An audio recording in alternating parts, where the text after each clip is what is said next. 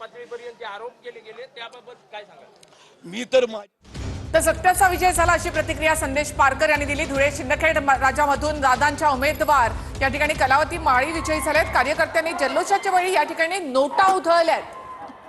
तर महत्त्वाची घडामोड धुळे शिंदखेडामधून दादांच्या उमेदवार कलावती माळी विजयी झाल्यात आणि जल्लोषावेळी यावेळी कार्यकर्त्यांनी नोटा उधळल्याचं पाहायला मिळालं। तर कार्यकर्त्यांनी जल्लोषाच्या वेळेला या ठिकाणी गुलाला बरोबरच नोटा देखील उधळलेल्या आहेत।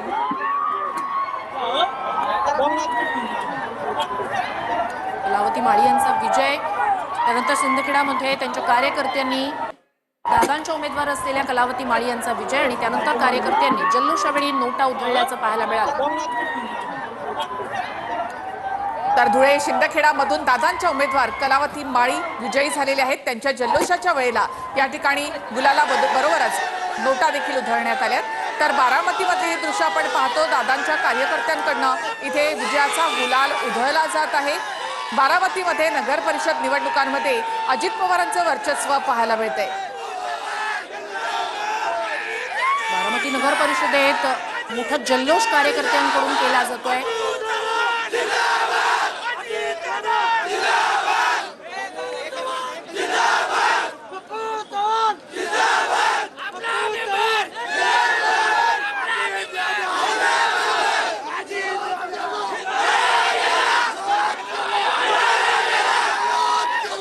तर बारामतीमध्ये अजित पवारांच्या राष्ट्रवादीचा जल्लोष या ठिकाणी सुरू आहे।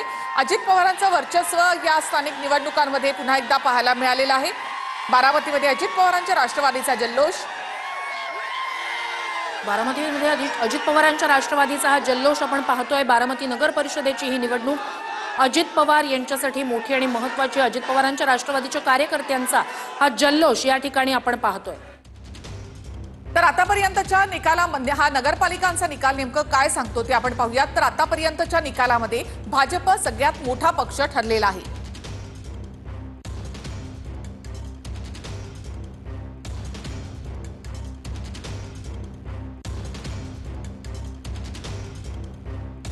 तर आतापर्यंतच्या निकालामध्ये भाजप सगळ्यात मोठा पक्ष ठरलाय। भाजप 127 जागा मिळवून या ठिकाणी मोठा पक्ष ठरलेला आहे। नगरपालिकांमध्ये भाजपला आज सर्वाधिक पसंती मिळतेय। 128हून अधिक ठिकाणी भाजपचे नगराध्यक्ष विराजमान होत आहेत।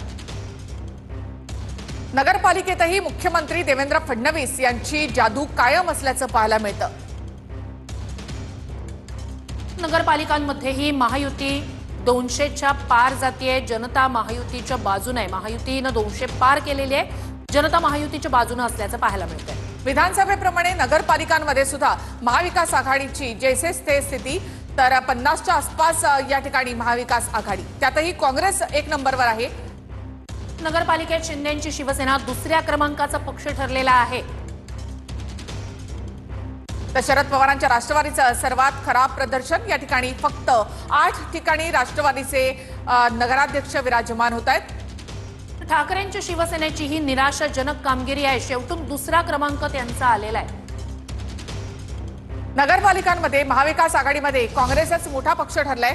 36 नगराध्यक्ष त्यांचे असणार आहेत। तर धाराशिवमध्ये मुरुम नगर परिषदेमध्ये भाजपचा विजय झालेला आहे। मुरुम नगर